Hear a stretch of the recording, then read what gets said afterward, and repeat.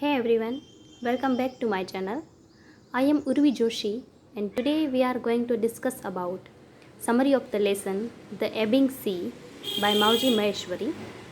It is an English translation work from a Gujarati short story Dariyo. This content belongs to General English paper SEM 1, BA, BCom or BSc affiliated with KSKV Kutch University. So in this video lecture, first of all we will talk about Mauji Maheshwari, the author of the story, then about the translator, about the characters. At last we sum up this video with the summary notes of these short stories. So I hope you will like this video.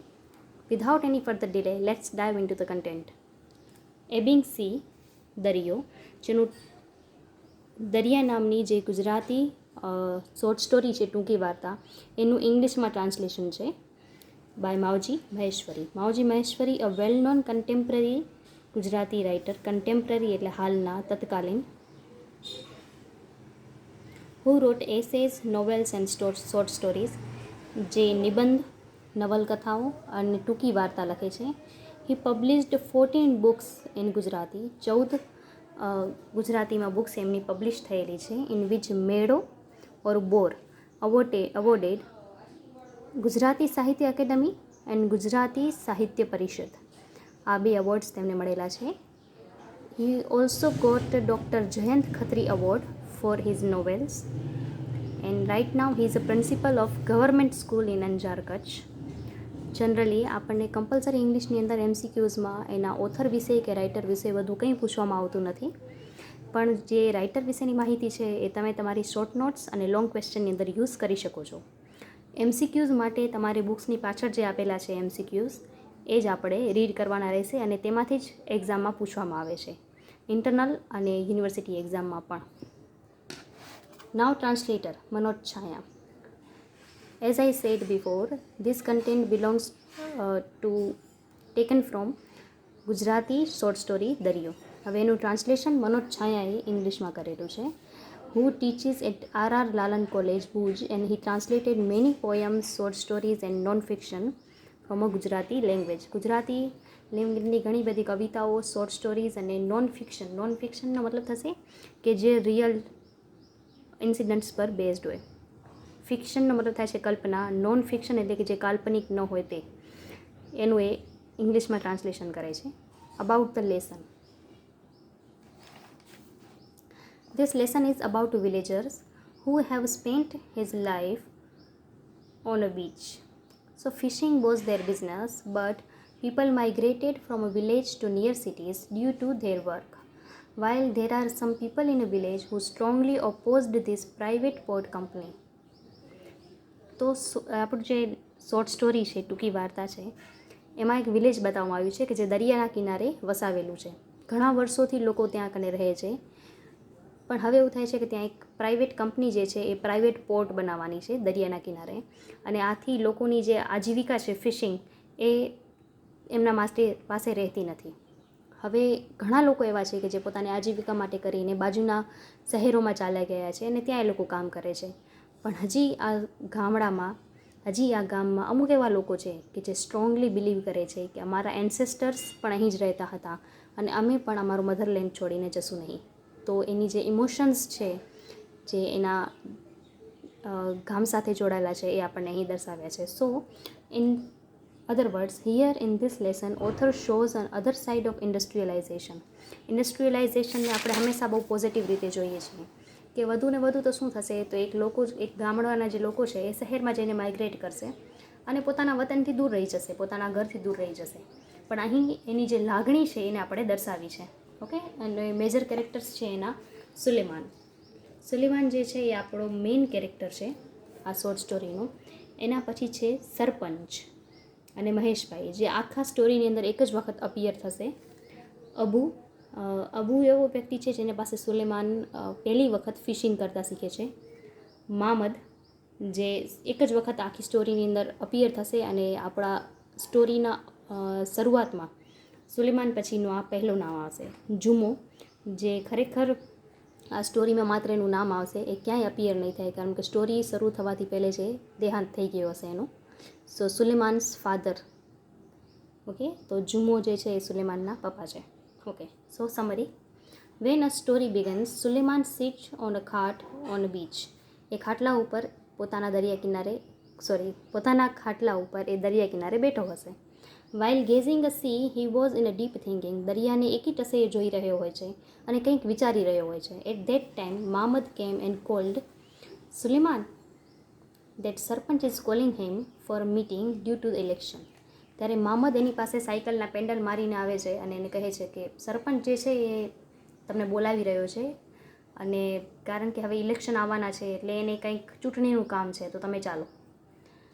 He sent Mamad ahead and then he left beach. એ મામદને આગળ મોકલે છે કે ઠીક, તું આગળ વધ, હું આવું છું. While he was going to panchayat he recalled his past. પણ એ પાછું જ્યારે દરિયો છોડીને જવાનું હોય છે ત્યારે એ એક નજરે પાછું ફરીને દરિયાને જુએ છે અને પછી એ પંચાયત માટે નીકળવા માટે નીકળે છે.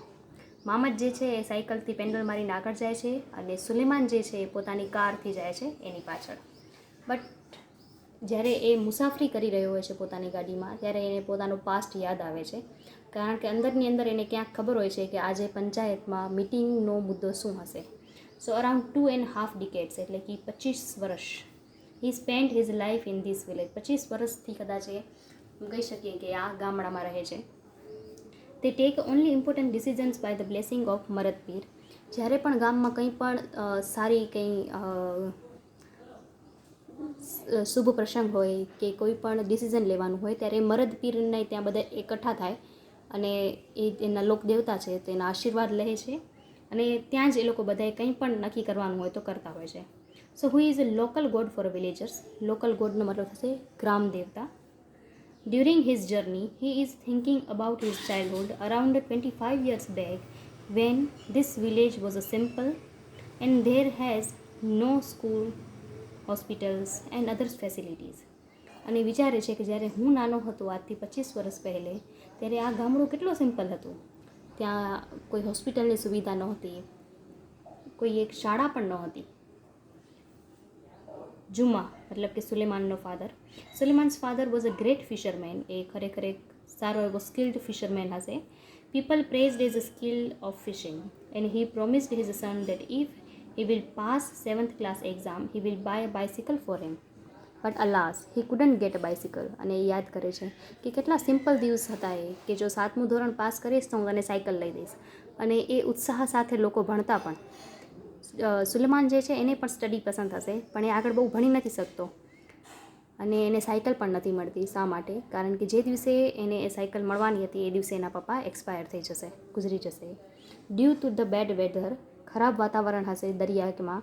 અને in that day she was not in his happy mood, કારણ કે તોફાન આવવાનું છે. And storm washed and half village, અડધું ગામડું જે છે એ તોફાનની અંદર વિખાઈ જાય છે. In which Juma's father also dead, અને એ તોફાનની અંદર એના પિતા અવસાન પામશે.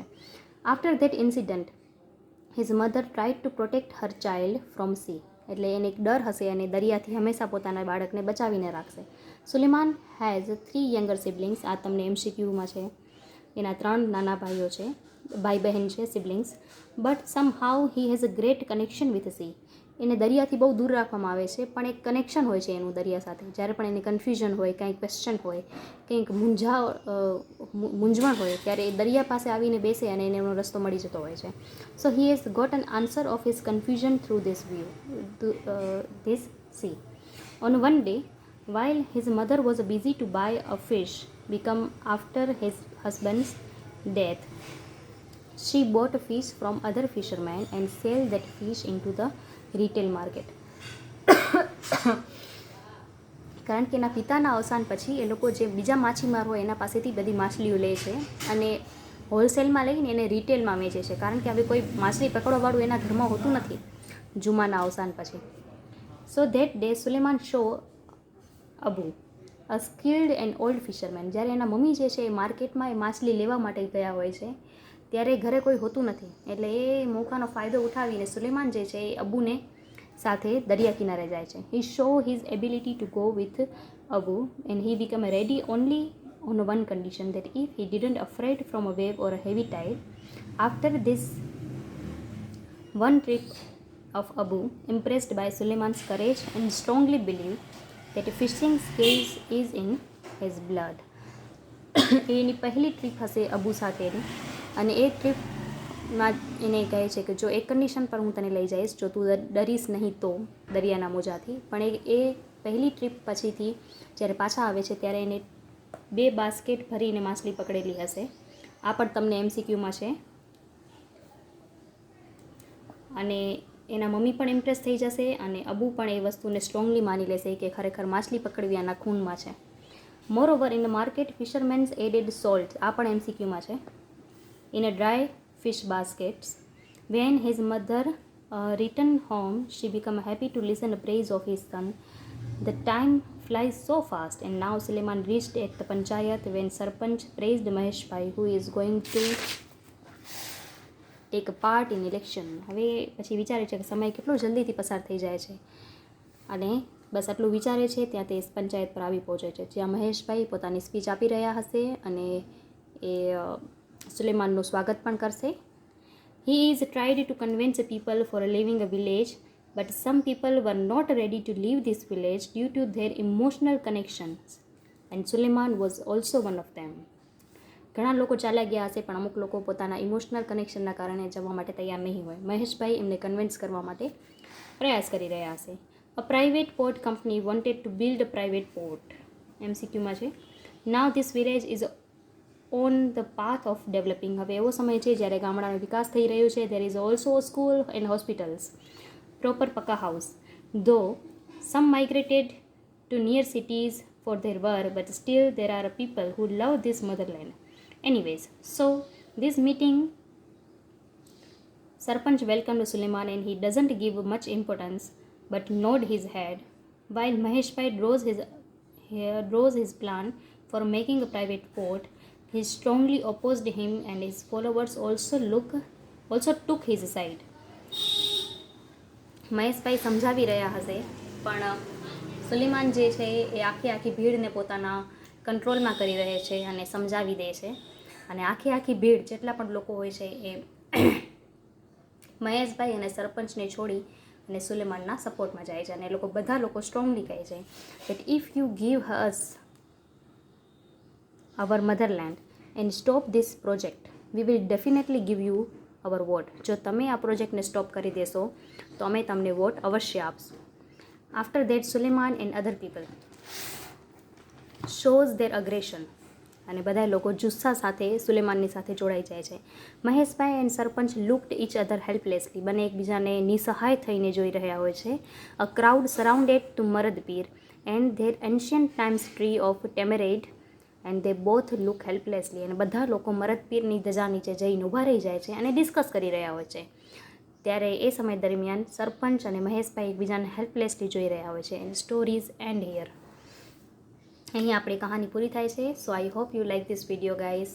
If you like it, give it big thumbs up and do subscribe to my channel for more informative videos. At last, thank you so much. May God bless you to all.